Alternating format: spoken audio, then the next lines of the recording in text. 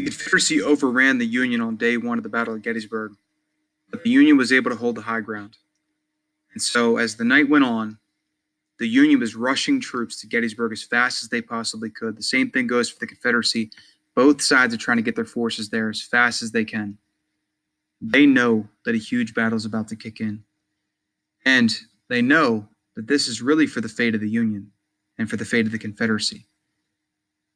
Both sides really know this could be the entire end of the war right here, right now. So here we go. Day 2 of the Battle of Gettysburg. The Union must hold on in the face of a devastating Confederate attack. Now, our objective again is to identify the causes that led to the South's failure and the North's success in the Battle of Gettysburg. This right here for the second day of Gettysburg is more about the North's success and how they just absolutely were on the brink of failure. But they luckily got this regiment in, that regiment in, this regiment did their job, another regiment did their job, but throughout the entire line, fantastic defenses, right at the nick of time defenses by the Union throughout the entire day. Now, day 2 features 2 major attacks by the Confederacy. The biggest one is towards the left flank of the Union, the right side of the Confederacy, and that is James Longstreet. He's going to try to attack that left flank of the Union. The secondary one here is going to be Richard Ewell, the guy that you see right here. Richard Ewell is supposed to demonstrate upon the Union right. And if he thinks he can break through, he's supposed to turn it into a full-fledged attack. But it's really just supposed to be something that's kind of a distraction where, hey, go poke prod, go mess with them, go see if you can storm straight through their right flank. But you're really just trying to soften them up and keep them occupied over here to let our main attack do its damage, and that's the attack of James Longstreet. Now, for Lee, one of the reasons why he came up with that plan, and this right here is just a basic flanking maneuver, a flanking attack strategy, and it's a textbook strategy, nothing too crazy. It's used by so many different Civil War generals throughout the entire war, and there's really no kind of like great strategy to it. The idea is this. The flanks are usually the weakest because in the center is commonly the headquarters. And so the center is the strongest, the flanks, the edges, the weakest. Go attack the edges and then try to turn their line, try to just collapse their line, and then send everybody else into the center. So collapse the edge, get them running, get them retreating. It's almost like retreating is contagious. Once you see one regiment retreat, another one retreats, and then you send in the rest of the dogs and you force them off the field.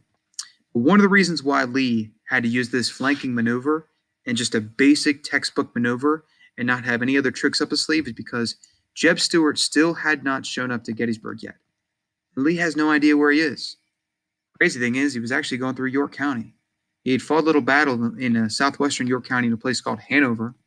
And then he's going through Dover, Dillsburg, and then he cuts west to Carlisle in Cumberland County. And then he finally comes back down to Gettysburg. But he's not there, and so Lee does not have his main intel man. He's not sure where the weak spots are in the Union line. And so he's got to go with a very by-the-book attack.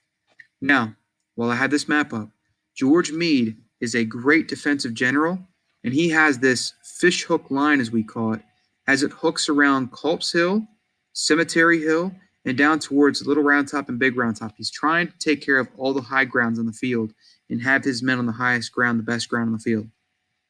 But what's even good about this is this idea for me. If he gets hit on his left flank, he can take and divert some of the troops from the center of his line and go fill in gaps over here. Or if he gets hit over here, he could take troops from this side and reinforce over here. But this fishhook line was perfect for being able to send troops here, wherever they're needed in the nick of time. And so this was a perfect strategy and perfect placement on top of the fact that he also had the high ground. So George Meade had some pretty good defenses here for the second day and third day at Gettysburg. So there's your attack, a basic flanking attack with James Longstreet attacking the Union left and Richard Ewell demonstrating on the Union right. Not really necessarily a full-fledged attack, but he actually does turn it into a very heavy attack as the day goes on. The Union, well, one of their corps commanders, and a very just pompous, I'll call him idiotic corps commander, decides to make a unilateral move without even consulting Meade and it almost ends up costing them dearly. He looks in front of him, and all he sees is just forest and some swampy land, and he thinks to himself, I'm not even going to be part of this fight. I'm not even going to be able to move my cannon here. I'm moving my men to someplace better. Daniel Sickles, a Union general, a Union Corps commander, decides to move his men forward to a place called the Peach Orchard. And it's just really just a peach orchard, just a bunch of peach trees. It's about 50 feet higher in elevation, but it is right in front of the Confederates, right in front of the teeth of their attack. And so he's going to get slammed, and he himself is really going to pay for it. He ends up taking a cannonball to the knee. His leg almost slices straight off. It's just hanging there by strings and eventually has to be amputated. But he puts his men right in the line of fire, and they get rocked. And the Confederate attack blasts straight through his forces at the Peach Orchard. And then they move on to Devil's Den, and they move on to the Slaughter Pen, and they move on to the Wheat Field, and eventually Little Round Top. But the Union, for the rest of the day, is just scattering like crazy to get troops in the face of this Confederate attack. They have to find a way to slow them down, or else the Union's going to be stuck, and their line of retreat is going to be totally taken by the Confederates. They're basically going to have to try to get out before the Confederates have them completely and totally surrounded. But the Union is in serious, serious trouble.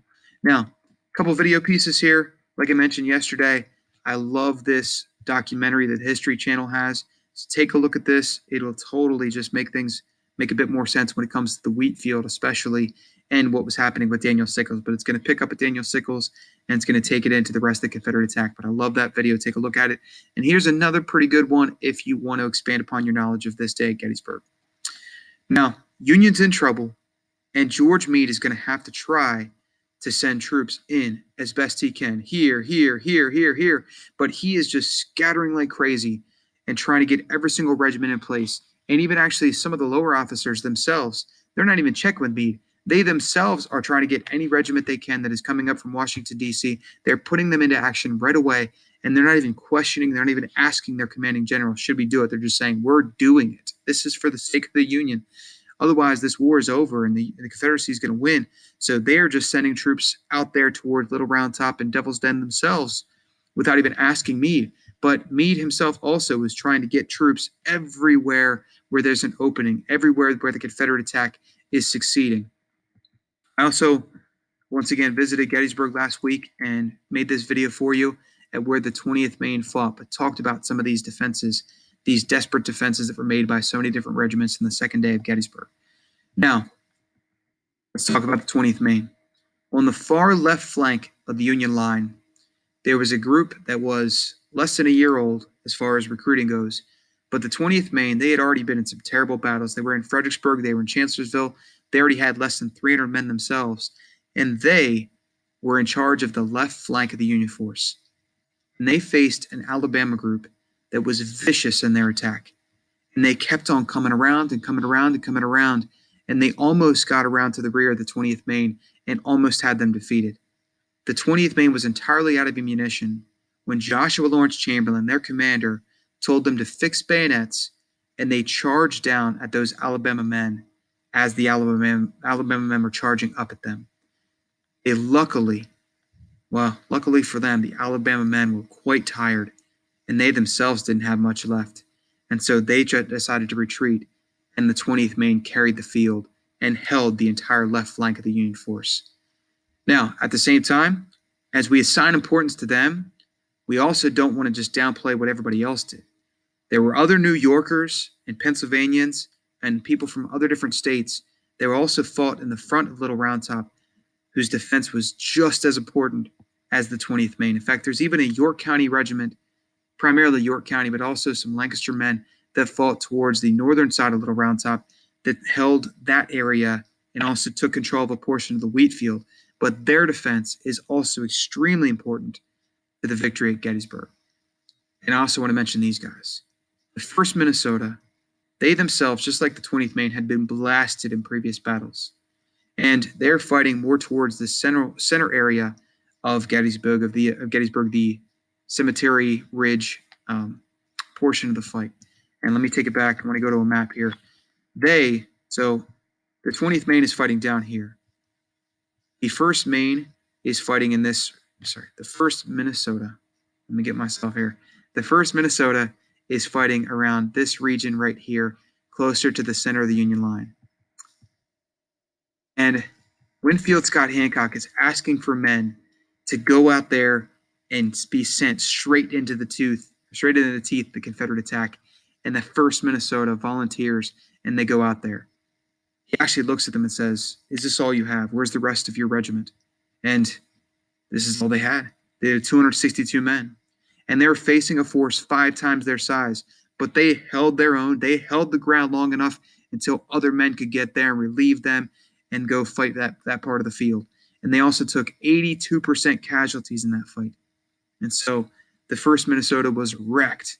But they went there and they defended our Union and they saved the Union on this day. The same thing goes for our 20th Maine. The same thing goes for our York County men that fought. But altogether, it's defense here, defense here, defense here, defense here that saved the Union and caused the Confederates to be sent back down to their headquarters to fight another day. And so, night falls upon the battlefield. The Union line holds. Lee's not done yet, and he's committed to still trying to fight it out here because he thinks he can win here. He thinks that he can fight one last battle to win the entire Civil War. It's an extremely fortunate day for the Union. But James Longstreet, who was in charge of this main attack, he is extremely proud of his men. He knew that the Confederates were extremely close to fully breaking through the Union line. They could have just had one attack here or one attack there that would have gone a different way. If they would have been able to turn the 20th Maine, the Confederacy would have won here. But he still respects their effort, and he says it's the best 3 hours of fighting ever done by any troops on any battlefield. The Confederacy almost did it, but the Union line held. And they held desperately, and they held by nick of time attacks throughout the entire day, where soldiers fought and just held their ground, including our York men and others. But a fantastic day for the Union. It saved the United States of America. Once again, no assessment for today, but be prepared to answer questions about this tomorrow in the quizzes. All right, have a good one.